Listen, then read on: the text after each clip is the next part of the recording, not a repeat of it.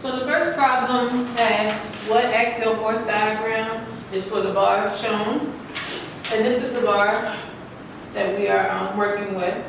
I personally feel as though you can make 3 cuts. This is cut number 1, cut number 2, and cut number 3.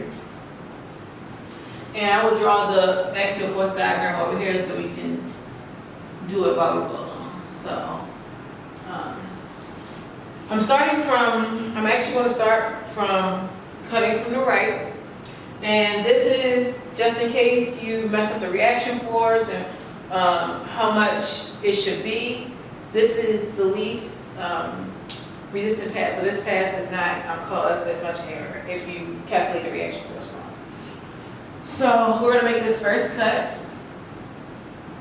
So it's 10 newtons. An internal axial load, I will be drawing in tension. So now when you do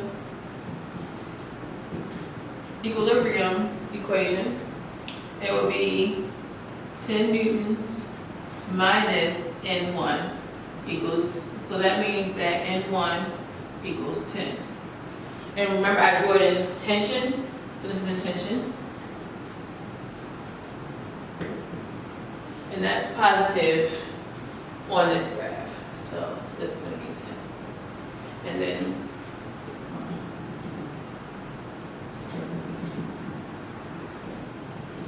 we're going to bring that 10 over here until we get to the next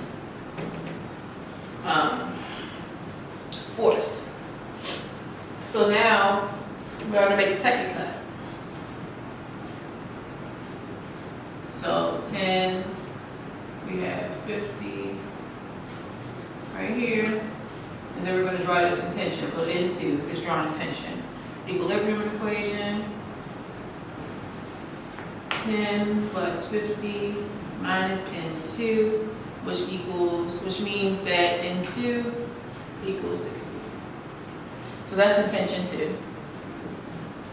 So now that means that 60 is our next number on this graph. So we're going to jump this up all the way to 60 and then draw it over. And now the third cut will be our last cut.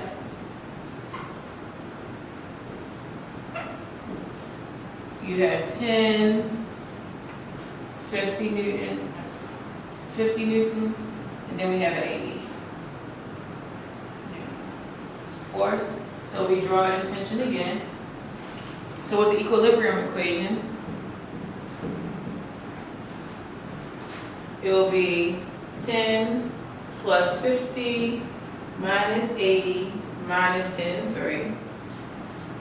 And then this becomes 60 minus 80. So it'll be negative 20 minus N3. That means N3 equals negative 20. So that means that this is in compression. That means, so now this will be 60. Negative 20 is the next point we need to get to, so negative 20. So now, because we know that's the last cut that we made, it's negative 20 all the way until you get to the starting point, which is the reaction point. So that is our axial force diagram right there.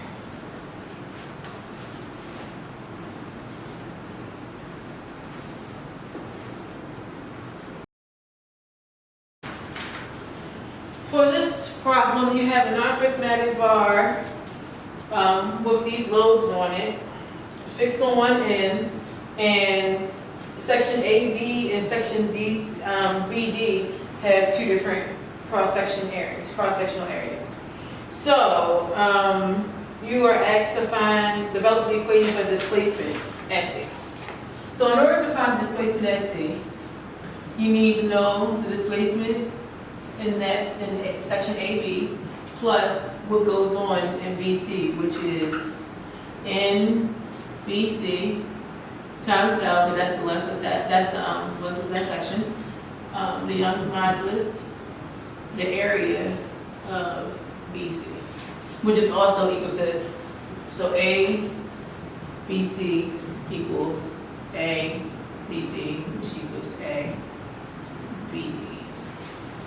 It's all the same variable. So I personally like to go from the left on this problem. So first you'll find what the reaction force is. So the reaction force, negative RA minus PB minus PC equals 0. So that means RA equals negative PB plus PC. So now you make your first cut. It goes your first cut and the internal axial load. You make your first cut and the internal axial load in that first cut needs to be found.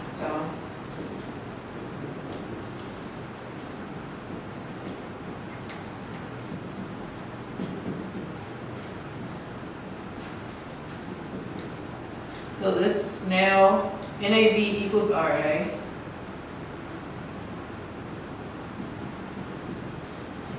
From this equation, which equals negative PB plus C. Okay. And now, you do the same thing for the second cut. So this is cut number 2. And this is cut number 1. So the second cut is right here between B and C. So the internal axial force between B and C, you have your reaction at A, and then you have your force that was exerted at B. So from this equation,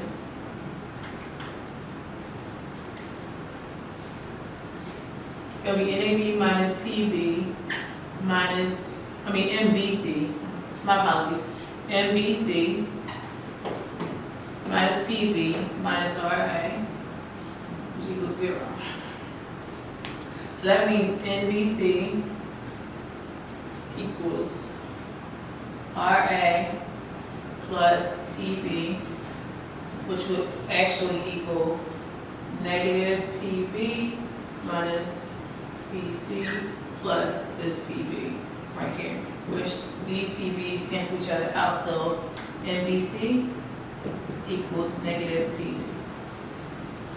Okay? And now all you have to do is plug it into this equation. So at B, it will equal NAB times 2L, that's the length of the section, E area of AB. And so the total, now the total is NAB, which is actually negative PB minus plus PC times 2L over the Young's modulus area AB. And then you need to figure out what's in BC. So NBC is negative PC, so negative PC, just L over Young's modulus in the area of BC, which you know equals CD and equals BC. So that's why this is the correct answer.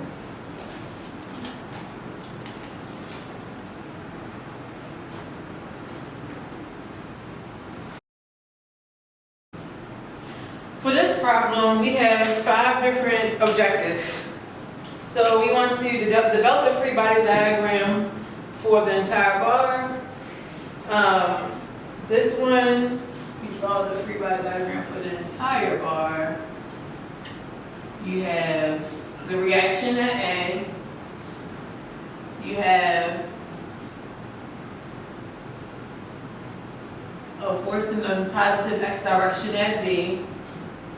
PB, and then you have a force in the negative x direction, PC, and then you have your last force on the end. And then I'm gonna do these. I'm gonna do it with the symbolic. I'm gonna do this symbolically, but you can plug the answers. The numbers in later on.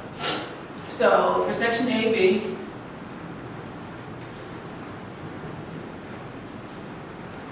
that's the first cut that we're gonna make, which is right here.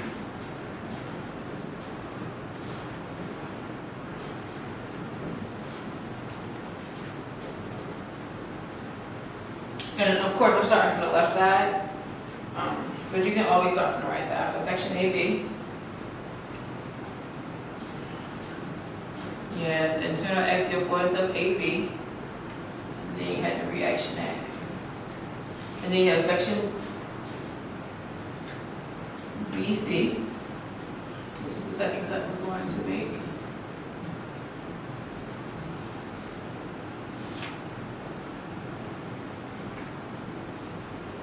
You have the reaction at A. You have your B force.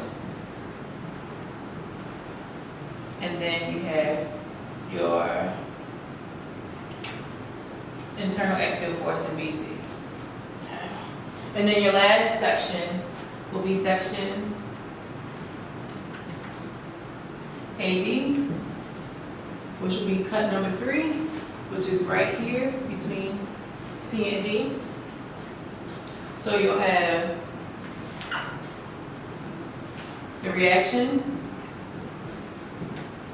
at A, you have your force at B, you have your force at C, and then you have the internal axial force between C and D. So these are your free body diagrams for the whole bar and the individual sections. Now we are going to find the reaction force using the free body diagram that we created right here. So the equilibrium equation, of course, is F of x equals 0. So that means that is negative RA plus PB plus minus PC plus PD. And if you plug, which should equal 0. So if you plug everything in, RA will equal 165 newtons. So that's the second part. Now the third is, I know I erased them because I don't have enough room, but you would use the free body diagrams of the individual sections in order to find the internal axial forces. So for section AB, which was this first where we did this first cut, you will have negative RA plus NAB, which will equal 0. So that means NAB equals RA, which means that it equals 165 newtons. And this is crucial to what the next one is, which is plotting the axial force as a function of x. So BC, which is the second cut right here, will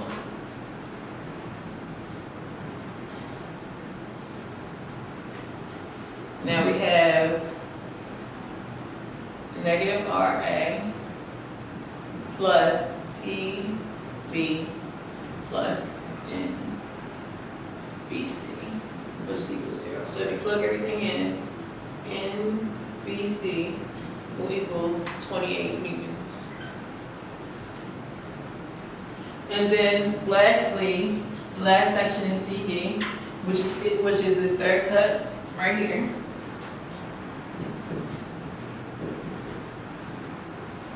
Will equal negative RA plus PB minus PC plus NCD. So we plug everything in, NCD will equal 91 newtons. So I'm going to erase this, but I will re-put the internal axial forces up, because that's what we're going to need in order to do the next one.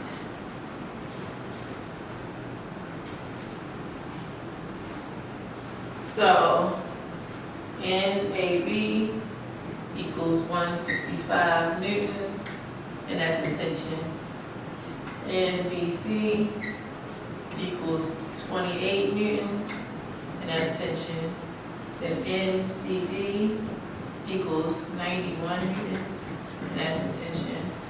Some of you may say, why is it in tension? Why is all of it in tension? But that just means that the forces acting in compression in the opposite direction weren't great enough to override the amount of force that's acting in the positive x direction, which is tension. So now we have an axial force diagram. We're going to, right, so we have 4 sections, so 1, 2, 3. So because we have these laid out, we can start from any side, but I'll start from our side. So it's 165, this is 165 newtons. And then it drops, and then what is 165 as well. And then it drops down to 28.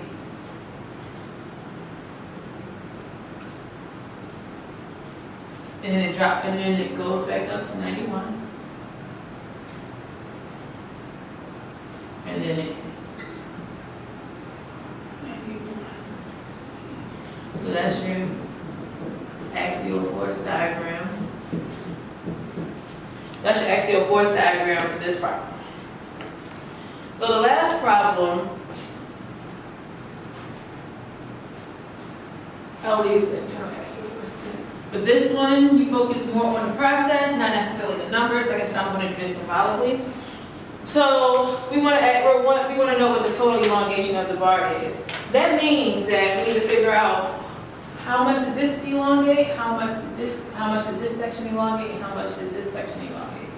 So total elongation total equals the summation in Li over EI AI and I equals 1. So it's a summation of the internal axial load times the length divided by Young's modulus over the area of that section. That means that it will be AB plus section BC plus section CD. So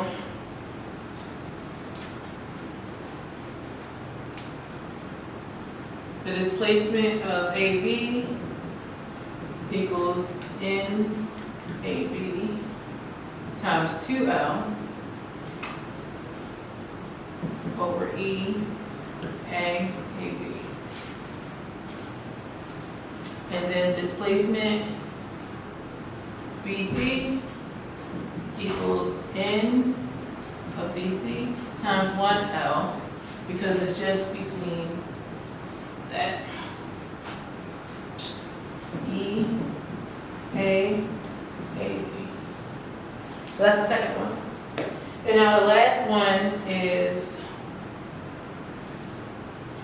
CD, which is NCD L over E, A. This is not AB.